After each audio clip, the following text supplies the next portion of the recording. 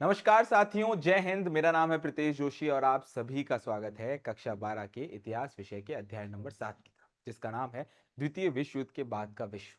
इस पूरी के पूरे अध्याय में हम समझने की कोशिश करेंगे द्वितीय विश्व युद्ध के बाद अब विश्व के अंदर स्थितियों के अंदर किस प्रकार परिवर्तन आ रहा था। विश्व की राजनीतिक स्थिति बदल रही थी, आर्थिक स्थिति बदल रही थी और सबसे बड़ी बात बोल रहा हूँ कि साहब विश्व की कूटनीतिक स्थिति जो थी वो पूर्णतः बदल चुकी थी। अब दो गुटों के बीच में पूरे के पूरे विश्व का बंटवारा हो गया था। हमने पार्ट नंबर 1 के अंदर पढ़ा था साहब शीत युद्ध, पार्ट नंबर 2 के अंदर हमने पढ़ा था कि साहब शीत युद्ध के चरण कौन कौन से थे और उसका अंत किस प्रकार हुआ, और भाग नंबर 3 के अंदर अब हम चर्चा करने वाले हैं गुट निरपेक्ष आंदोलन के बारे में। गुट निरपेक्ष आंदोलन या मैं कहूंगा साहब गुट निरपेक्ष नीति के बारे में।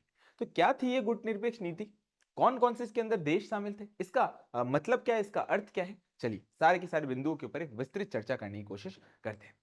पहले यहां पर एक कॉन्सेप्ट के तौर पर आपको समझाने की कोशिश कर देखिए, द्वितीय विश्व युद्ध की जब मैं बात, द्वितीय विश्व युद्ध जो था वो कब से कब हुआ साहब। द्वितीय विश्व युद्ध हुआ भैया 1939 से लेकर और 1945 तक। क्लियर है बात यहाँ, ठीक है।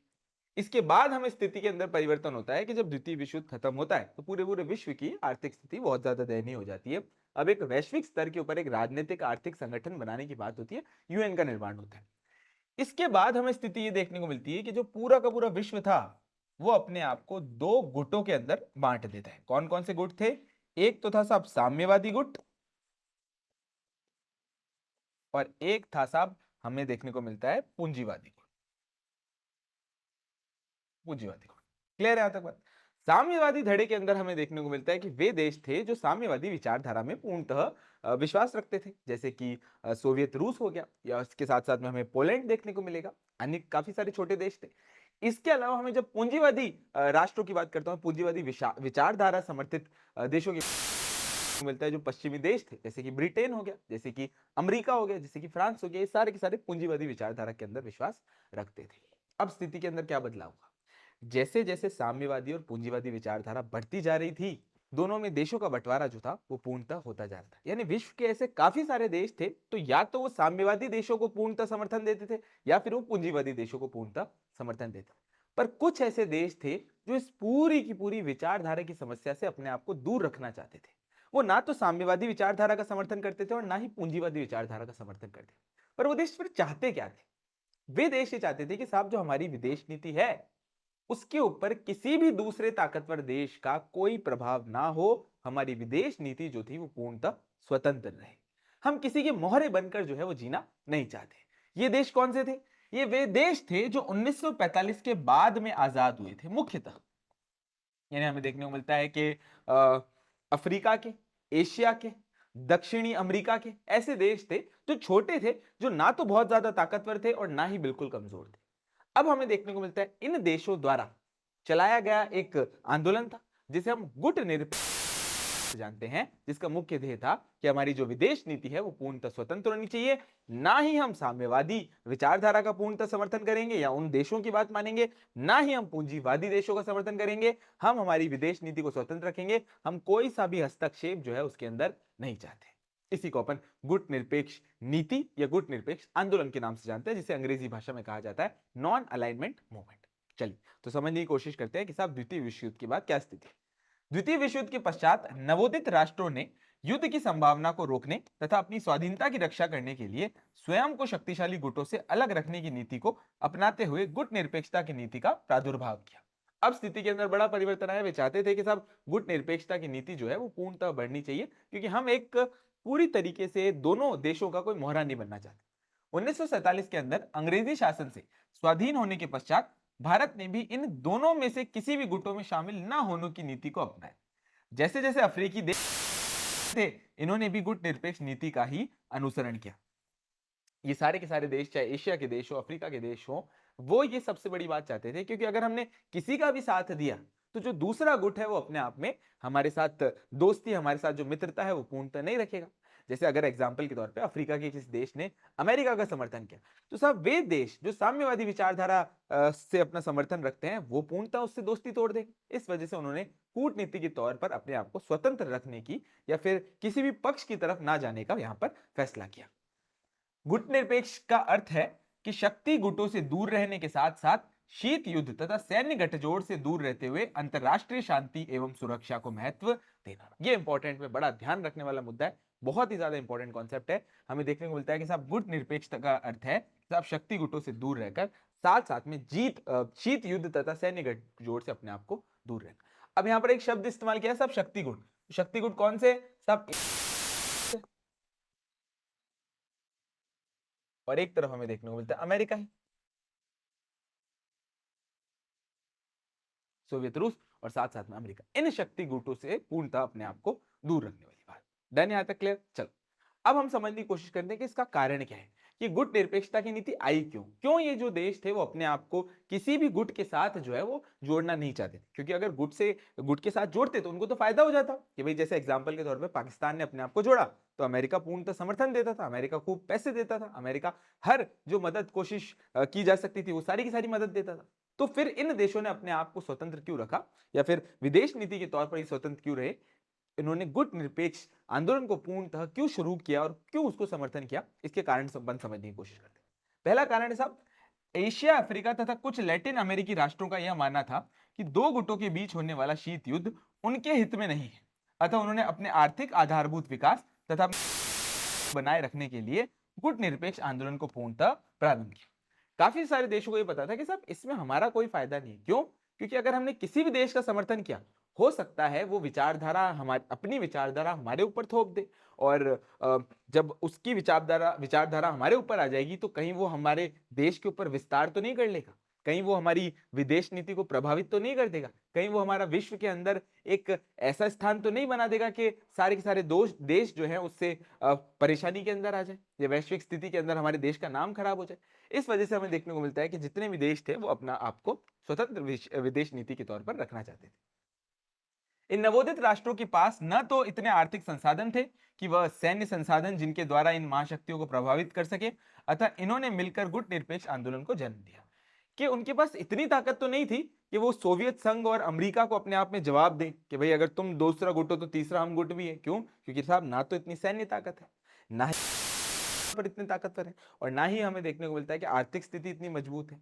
तो भाई रादर देन मतलब तो भाई ना तो उनसे बहुत अच्छे रिश्ते रखकर, ना ही उनसे खराब रिश्ते रखकर, बड़ी उनसे दूरी बनाए रखना, उनकी किसी भी नीति से ना तो उनका समर्थन देना और ना ही उनको मना करना, अपने बिल्कुल कूटनीति के तौर पर स्वतंत्र रहना।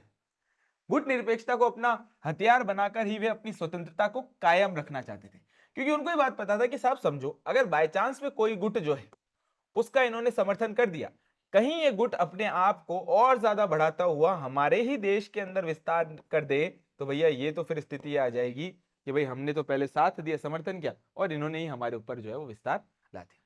नए राष्ट्र अपनी राजनीतिक, सामाजिक, सांस्कृतिक व आर्थिक संरचनाओं का पृथक स्वरूप बनाए रखना चाहते थे।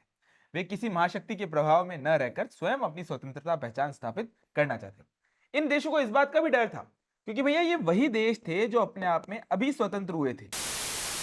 अब क्योंकि ये देश अभी स्वतंत्र हुए तो इनको लगा कि भाई अभी तो हमने उपनिवेशवाद से जो है वो छुटकारा पाया है, कहीं ऐसा ना हो कि ये देश राजनीतिक तौर पर जो है हमारे ऊपर प्रभाव डाल दे, तो अपनी स्वतंत्रता को बचाए रखना चाहते थे। इनकी प्राथमिकता राष्ट्र का आर्थिक विकास करना था, जिसमें पूंजी और तकनीक कौशल दोनों का ही आवश्यकता है। कि साहब ये वे देश थे जो अपने आप में अपने आप को बड़े देशों की तरह विकसित करने की महत्वाकांक्षाएं रखते थे। तो उसके लिए सबसे ज्यादा जरूरी था कि पूंजी और तकनीक। अब ना तो इनके पास पूंजी थी और ना ही इनके पास तकनीक थी, तो इनकी जो प्राथमिकता थी वो लड़ाई या फिर युद्ध करके कोई फायदा नहीं पहुंचेगा, हमें अपनी पूंजी को बढ़ाना चाहिए, हमें हमारी तकनीक को बढ़ाना चाहिए। गुट निरपेक्षता की नीति का प्रतिपादन भारत, मिस्र तथा युगोस्लाविया ने मिलकर किया। तब भारत के जवाहरलाल नेहरू हमारे पहले प्रधानमंत्री, मिस्र के हमें देखने को मिलते हैं नासिर, और हमें देखने को मिलता है युगोस्लाविया के मार्शल टीटो।